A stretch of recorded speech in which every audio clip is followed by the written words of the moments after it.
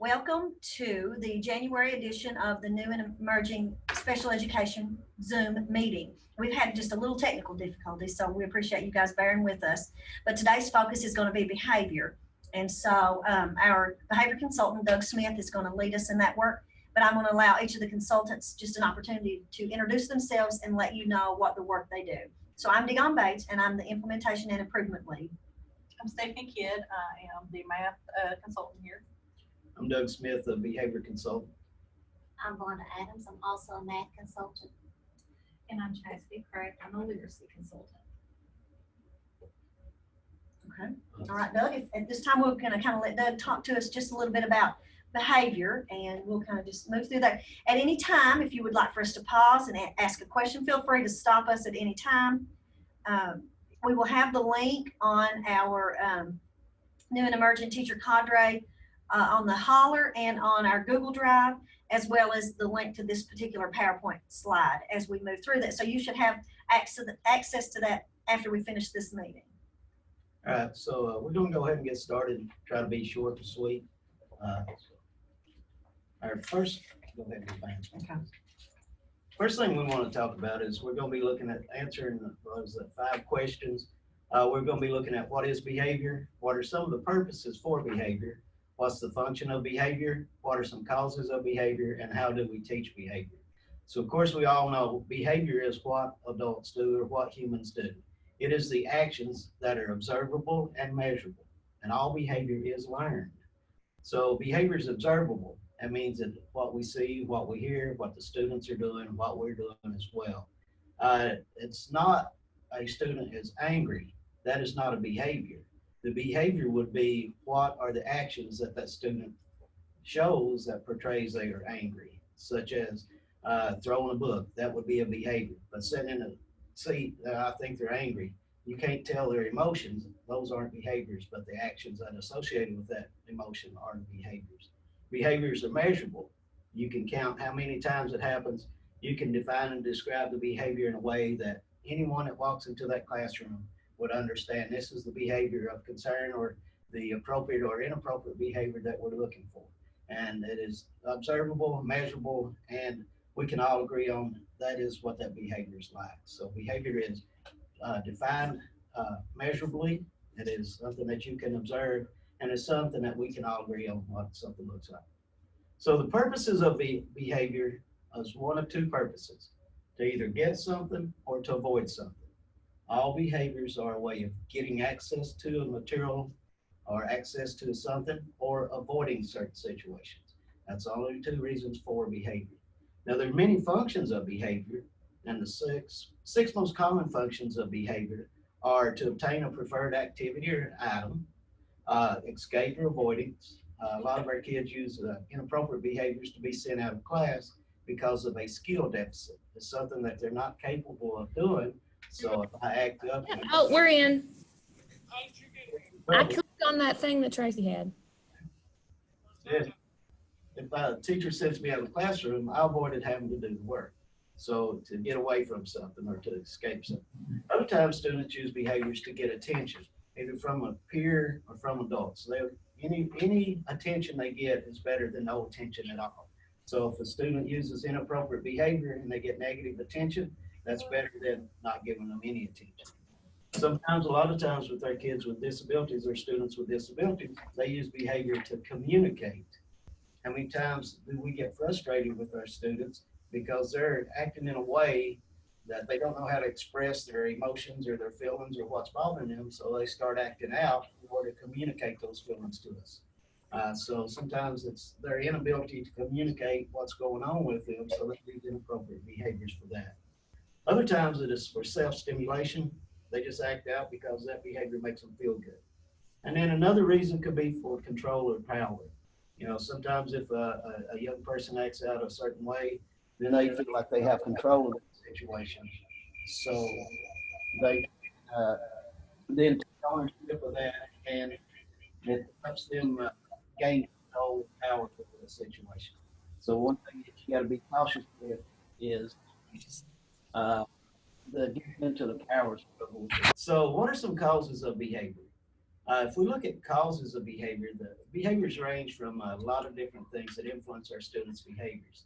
Some of those are carrying things that they bring with them. Some of them are carryover behaviors that carries over from setting to setting. Some of them are tune-in behaviors or things that remind them of a past event. Then all our kids carry what we like to call in the trauma side of the education is an invisible backpack or suitcase or luggage, whatever you want to call it. These are all the things that have happened to these kids in their life up to the point that you have them that they carry with them every day. And some things that we can and some that we can't see, but it's still things that influences their attitudes, influences the way they think, influences their abilities to cope, and so it influences their behaviors. And then we also look at adverse childhood experiences and traumas, and then I think some ladies are going to chime in on some of these. For instance, I'll just speak briefly about carry-in behaviors. Carry-in behaviors are those things that the kids bring with them. It may be something that happened to them on the bus ride to school, or maybe they had an argument with mom that morning before they got on the bus or before they got to school. It could be that, and in our world, it's often happens. It could be that the cops were at the house at 3 o'clock in the morning trying to calm folks down so they didn't get any sleep. So some of those things that they bring into our setting or into the school environment with them, those are carry-in behaviors, things that they bring with them in order that makes them act in certain ways. It also could be a witness to a violence that they've had the night before with mom and dad. Dad's hitting mom because he's drunk, or vice versa, mom's hitting dad. Those kind of things that they're having to deal with, or dealing with a family member who's been upset. Good. As far as the Carryover things that they carry from the environment Okay. within our control. okay, for an example of the carryover is within the school setting or within the setting that you have them. One example that is kind of vivid in my mind that I have witnessed recently is a child would have a good day except for one class period, and after looking at the kind of your ABC, the chart, then it was right after lunch. So it was not necessarily the classroom, it was because in lunch he was having some it was less structured. He really didn't have enough social skills to have an appropriate lunch time, so he was getting in trouble or called down sometimes at lunch, or having some arguments or words back and forth with other students in the cafeteria. So it was kind of getting upset. And then right after lunch, he was walking into this class, and then he would end up, that's where he would get called down or lose his break or get in trouble. So we kind of finally tied into that it was that. And that would be a good example of carryover. Good, thank you. Tune-in behaviors are those things that remind kids of past experiences. It could be a sound, could be a bell ringing, a smell, color, certain color. I had some kids when I was in the classroom that tell me you're wearing red today, so the kid would say, I'm going to have a bad day. And yes, sure enough, before the day was over, he'd had a bad day because the color red reminded him of something that happened in the past, and he acted out because of that tune-in or those reminders. So those are just some of the causes or where some of the behaviors may come from. So how do we teach behavior? How do we teach kids how we want them to act or how we want them to behave? Just like any other material or any other subject you teach, you have to teach them those behaviors. The first thing you have to do is you need to develop your rules and expectations collaboratively as a group with your students. Put your rules and expectations posted in student-friendly language so that the kids understand what they are. And once you teach them or come up with your rules and expectations, you have to continue teaching those. You have to model what that behavior looks like. You have to practice what that behavior looks like. You have to teach the behavior to those kids, provide praise and corrective feedback as necessary, then also review your expectations, remind them after breaks. Hopefully when you went back to school this week, you reminded your kids of, your students of the expectations or the rules that you have in your classroom. You may have did a lesson that reviewed those and then retaught those rules, and then revisit those as often as necessary. A lot of times our kids, yeah, we got it. They can read the rules, but did we actually teach them what that behavior looked like? So again, with like any other materials, you have to teach those behaviors and those appropriate behaviors that you want to see. With a lot of our trainings, we talk about examples and non-examples. It's probably not a good idea to teach a kid or show a kid a non-example of a behavior rule because that's what you're going to get, the non-examples. I found that when we were developing rules in my classroom, that it was good for the kids to give me a reason for why we needed that rule. They always need a purpose for why we need to have this rule. And normally it's because of safety or because to improve instruction. So not only did we develop them collaboratively, but we would talk about why we needed that rule. And developing rules collaboratively, obviously we can't do that all the time, but having kids having a voice in developing rules helps with buy-in. Kids are more likely to follow behavior if they feel like they're part of that decision making. And a lot of times with our PBIS schools, you may have your expectations as be safe, be kind, be responsible, or be safe, be respectful, be responsible. Whatever those big rocks are or your anchors are, bring those into your classroom so that you're enforcing those big rocks or those anchors throughout the school environment, but inside your classroom as well. And so what would it look like to be safe in the classroom? What would it look like to be responsible and be respectful in the classroom?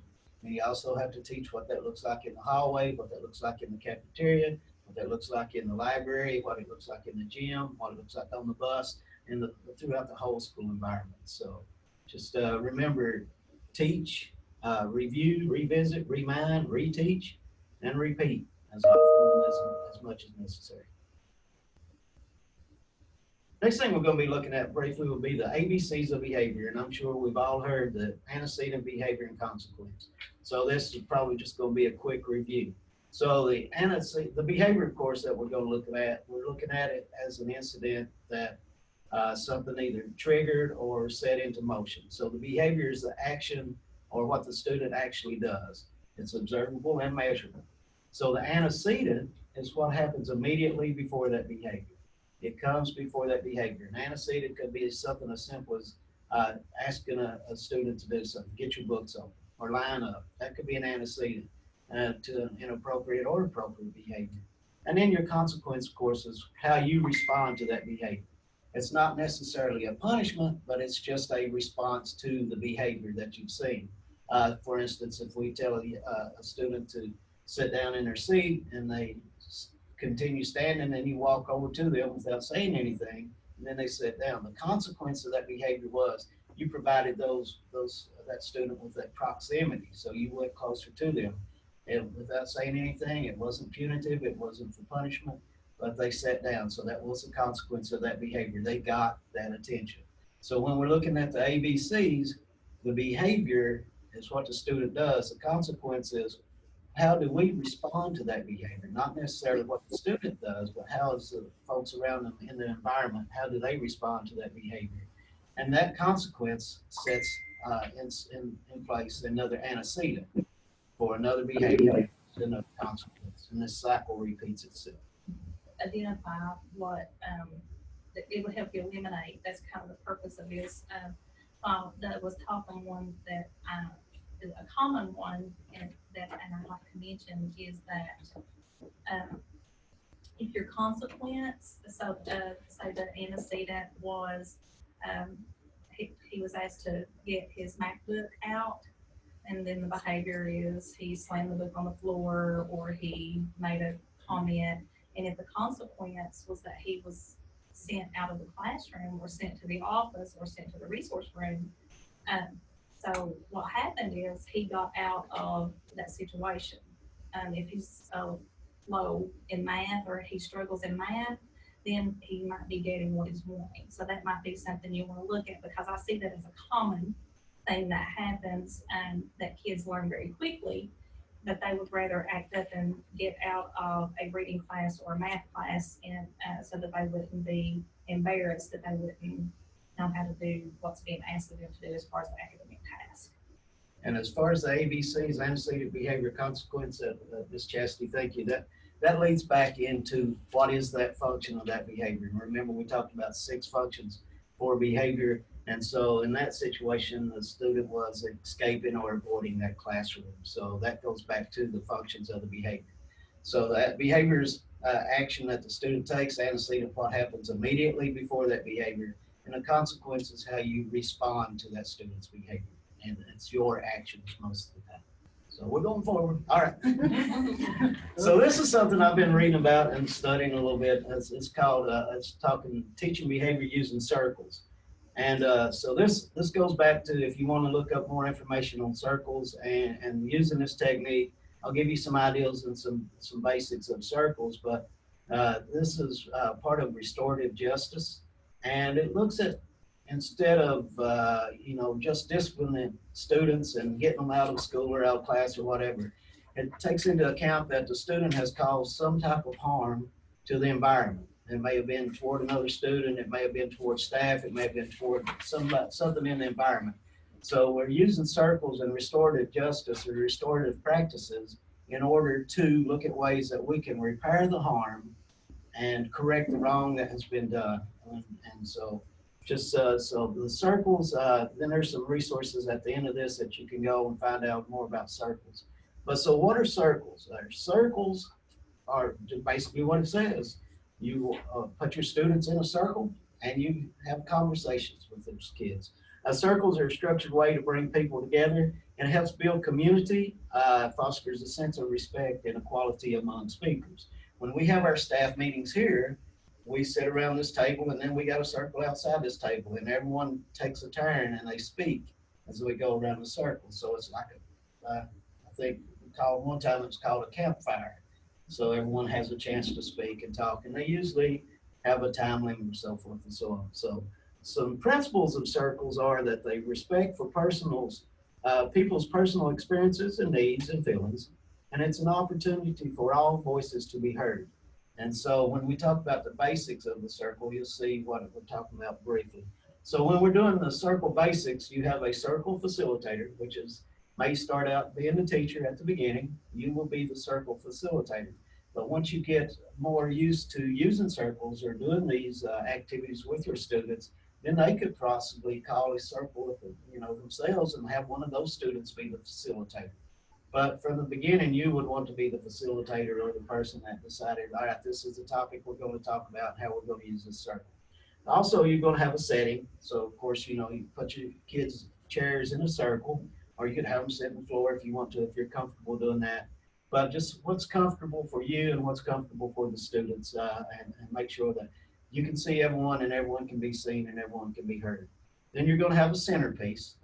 For instance, in our room here, we got the soapbox. When someone has something that is their soapbox, as you want to call it, that's the centerpiece. So a centerpiece could be something that was pertaining to the lesson for the day, or it could be something that is appropriate for your classroom. You may have a centerpiece, maybe the mascot, or you could get real creative and have a campfire if you want to, as a centerpiece. But the centerpiece is somewhere that the kids can focus on when they're not talking, they're not interacting. And it's also just a place to rest their thoughts and gather their thoughts instead of staring at someone with that uncomfortable eye contact that we sometimes make.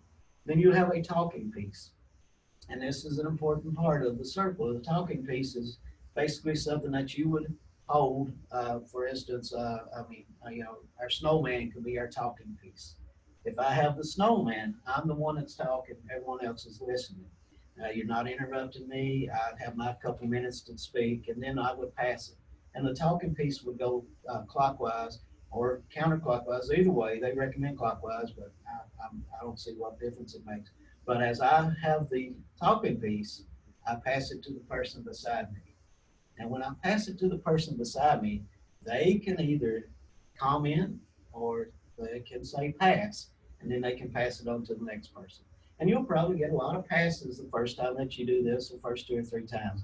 But you can limit those to, all right, you get 2 passes or you get 1 pass. And as the talking piece comes all the way around, if you get to pass again, if you've already used your 1 pass, then you have to speak it the next time around. So that's the talking piece.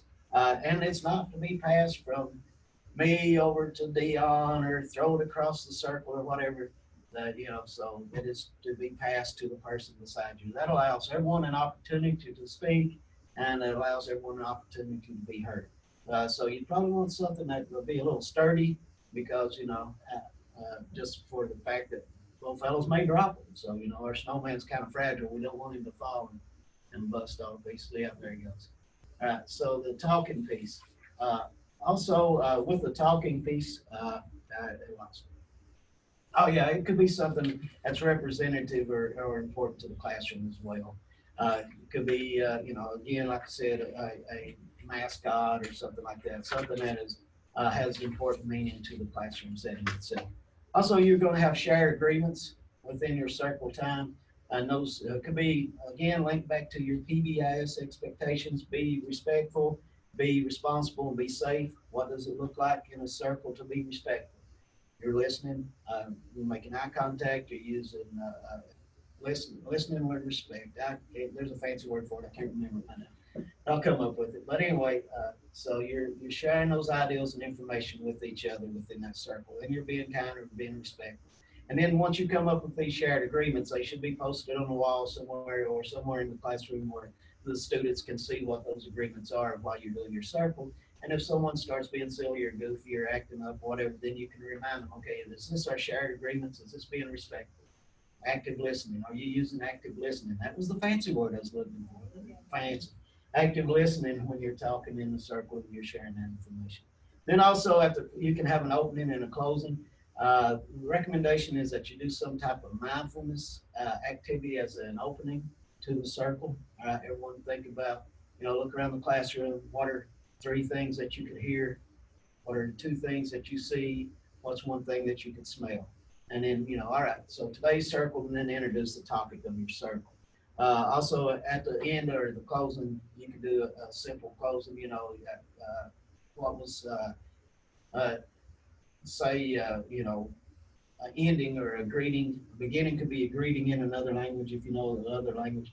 Give your neighbor a high five or fist bump or whatever. So those could be an opening. You can do a closing as well. You can do 3 grows and 3 glows or 2 things exciting that happened today, so forth and so on. Try to keep them positive because some of these circles may get into some stuff that's difficult to talk about. So some types of circles or for reasons for circles, there's many different reasons, but some of them are, and I'll just list a few of them or talk about a few of them, value circles. And value circles promote high personal values and talking about those values and how you put them into action into the classroom.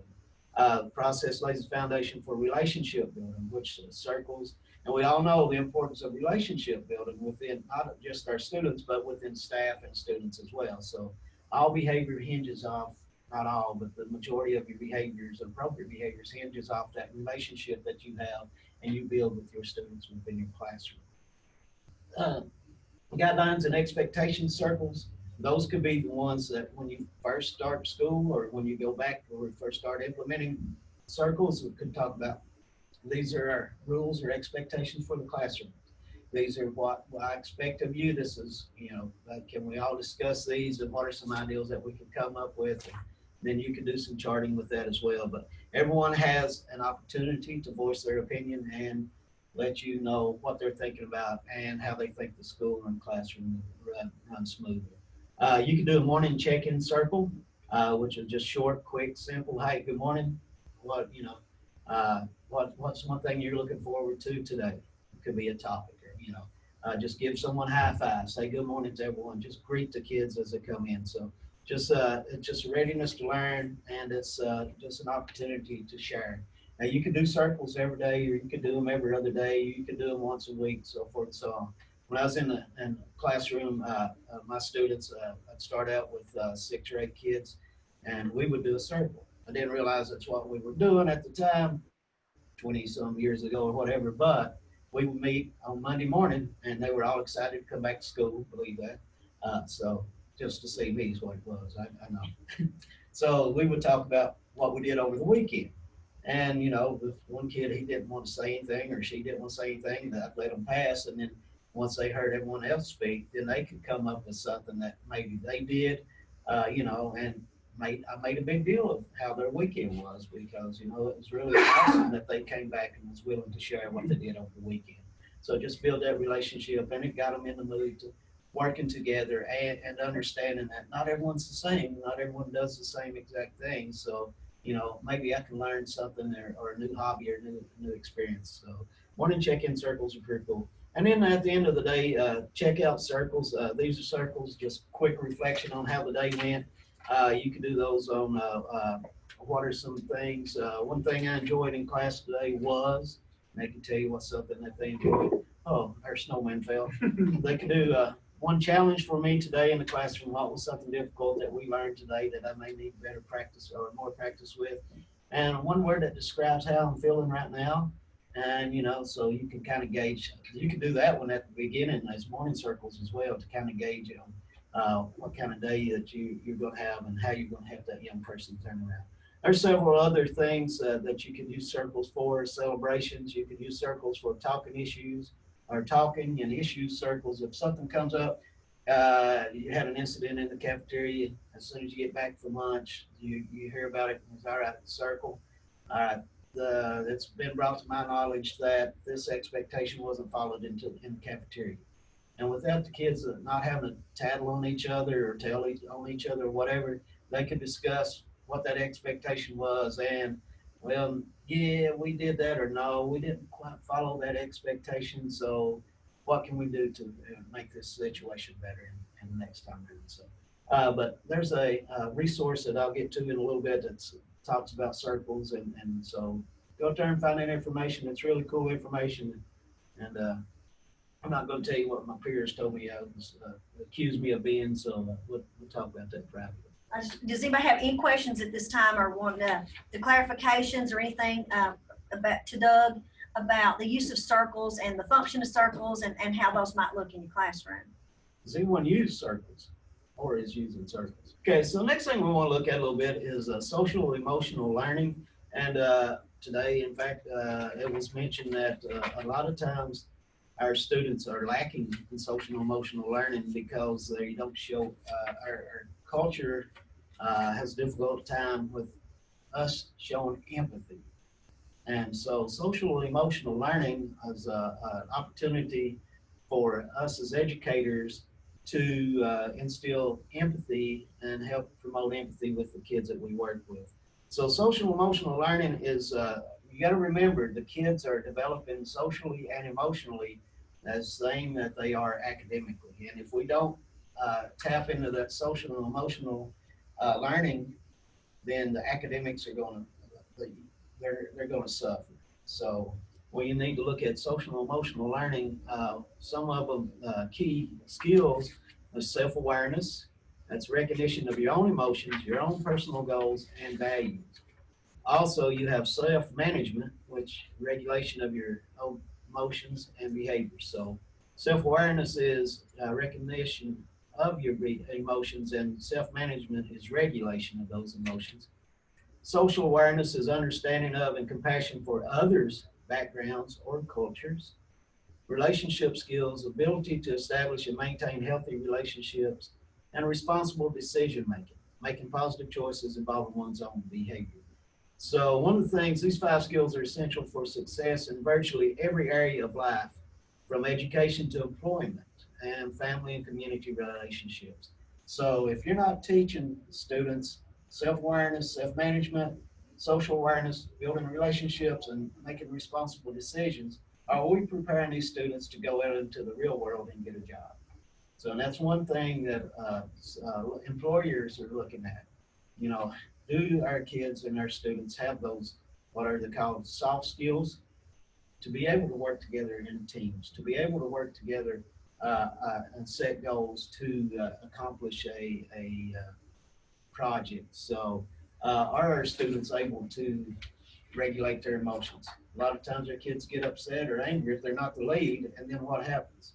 The whole project or the assignment falls apart. So we have to teach those young people how to regulate those emotions. And we got to teach them at an early age. We have to teach them what it feels like inside and outside the body to be angry or to be upset or to be sad. And so there's It's just different ways that we can do that. So some ways that we can do that are start with the check-in. You can do the circles, the morning check-in circles to gauge where our kids are that morning. Or you could just do, I know you've seen videos where teachers have on outside the door, you want a fist bump, a high five, or a hug when they come into the classroom. Just make that connection on a daily basis with every student that comes into your classroom. Just have that contact with them. Start them off with a warm greeting and welcome them to your classroom. Teach your kids to work in partnerships. Give them lots of opportunities to work within a group, to work with partners. Working with a partner helps them learn to cooperate, and it builds community in your classroom. So have them working together. You can you can partner them up, yourself, or you can let them have that opportunity to decide who they want to work with occasionally. But it's highly recommended that you pick those partners. And then when we get into this, one of the resources that talks about buddy up and how you're going to use that partner throughout the day.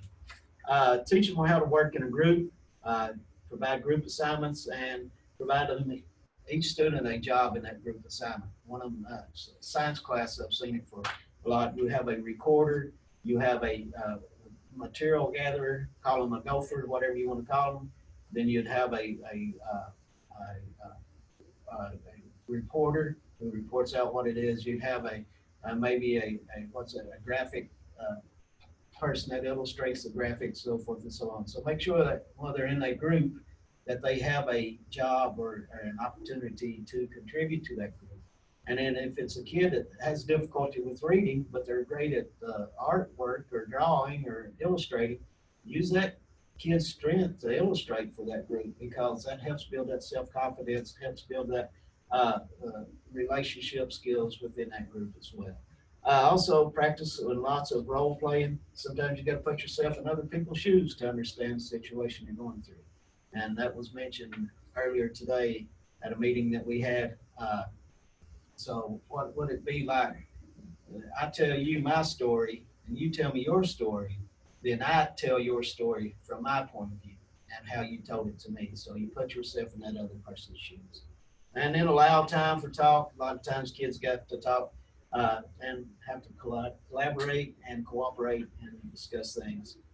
So there's several different ways that you can incorporate social emotional learning into the day. And I think there is an article in either Edutopia or Mindshift about it's 21 ways to incorporate social emotional learning throughout the day. So that may be an article or resource that you may want to look at. And I think actually we maybe could even give them a link when we archive this on the holler, so we can put the link to that article too, Doug. Miss Dion may be able to do that. I have to call my people. Okay, so here's some free, keyword is free, don't cost you a penny, social and emotional learning resources. The first one is Sanford Harmony. It is pre-K through 6. All you have to do is you go to the link that's on here or type in Sanford Harmony, sign up, you create a username and a password, and it's free. There's no cost at all. There's no cost. Well, I'm not saying there'll never be any cost, but as of right now, there's no cost at all. And what you can do is when you go in there to a lesson, download that onto your computer, then you won't have to worry about paying for it because you got the free one. So it is free. It's pre-K through 6. And it does start out with like a circle ideal, a meetup, and then a buddy up. And we'll go to that here in just a minute, just kind of give you an example of it. But don't forget your username or password because they don't keep up with it, and I've already experienced that. So write it down, please. The next one is the Milwaukee Public Schools Social Academic Instructional Groups. And these lessons are built for Milwaukee Public Schools, but they're all there for you to use. They're free as well. They're broken into 2 groups or 2 themes, or classroom survival skills and emotional management skills. And like I said, it is K through 12. The high school ones are a little bit different, but the K through 6, I think, are pretty much every bit of that's there broken down to you. Now, they rely heavily on skill streaming guides. So if you got a certain age group, you may want to invest in a skill streaming book for that age group, which the guides have lots and lots of lessons that are available and free resources as well. So the Milwaukee Public Schools is, like I said, if you type in Milwaukee K through K-12, well, there's the link. It should work there. And then the last link is Overcoming Obstacles. And Overcoming Obstacles is another free resource. It is, I think it is elementary, middle, and high school level curriculum. It's a life skills curriculum. It's begins with 3 fundamental skills on which all other skills are built, and that is communication, decision making, and goal setting. And you can either use to teach the curriculum from beginning to end, or you can go into there and decide which lessons I want to use or which lessons you want to do. And then those will come up and you can download those and like I said, save them to your laptop or save them to a flash drive or whatever, and it's free. I've had this, all you have to do is go set up an account with them as well. And like I said, there's no charge for those. Go over to the online learning portal.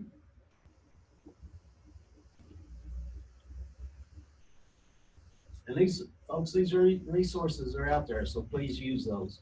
Over here to over to try this today.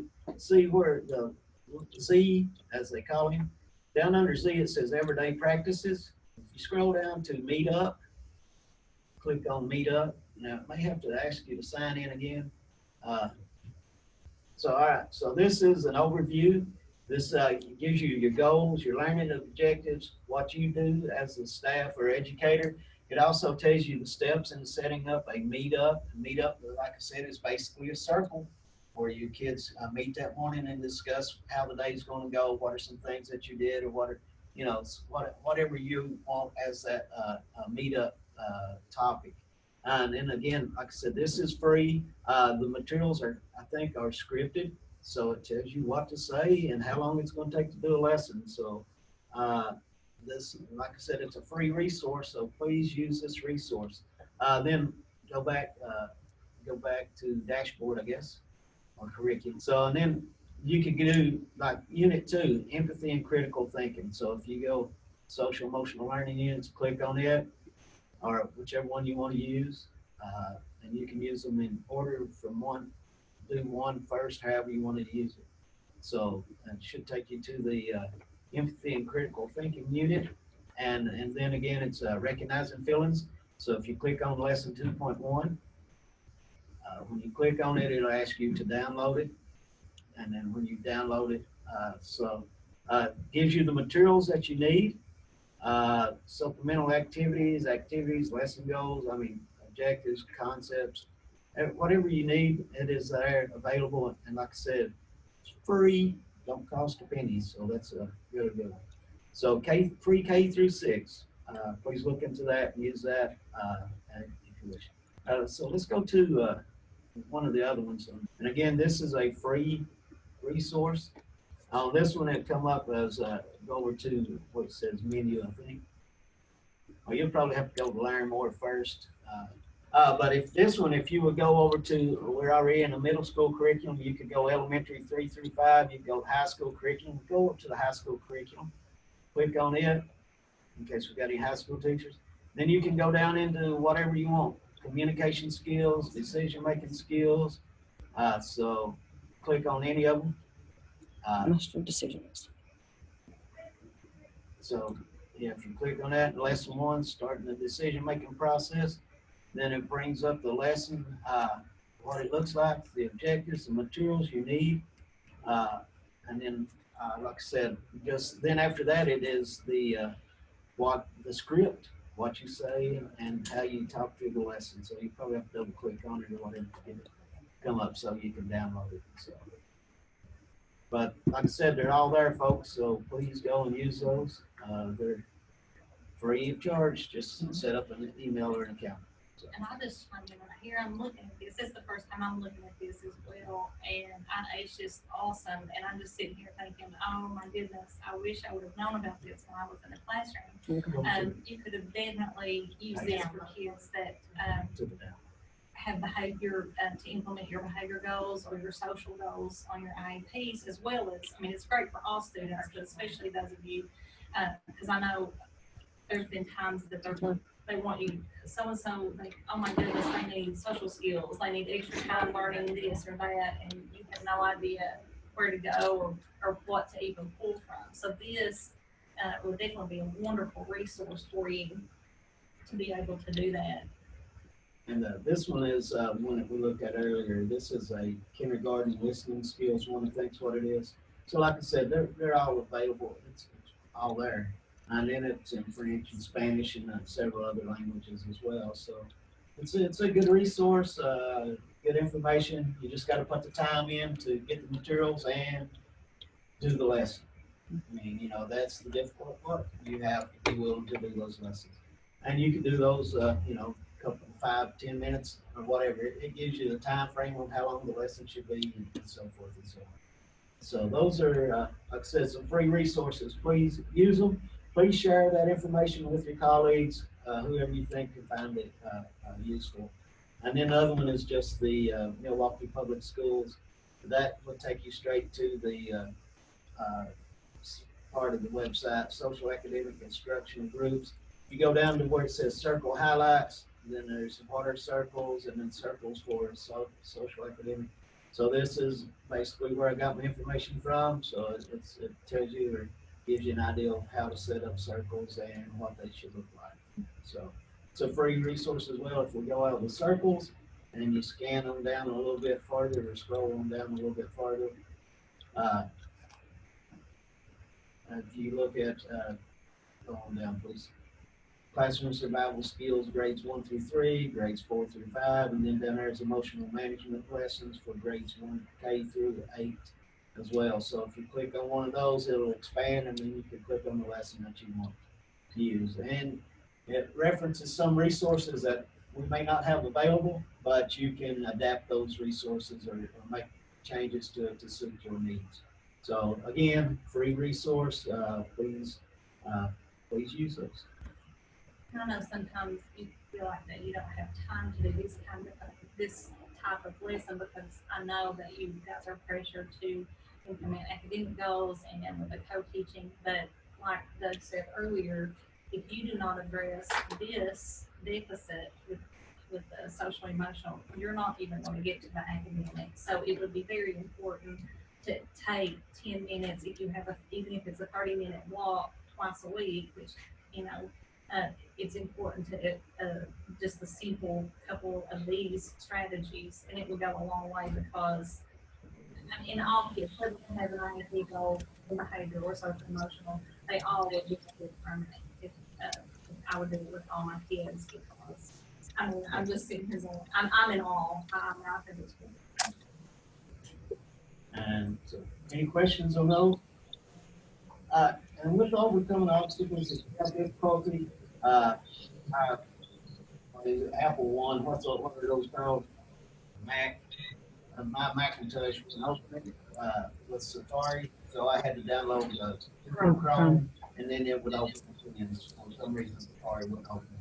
So, but and if you do have difficulty and you can't get in the website or whatever, just send me an email and I'll download it and shoot it to you in an email, whatever lesson or whatever grade level you want or whatever. So I'll help you out as much as you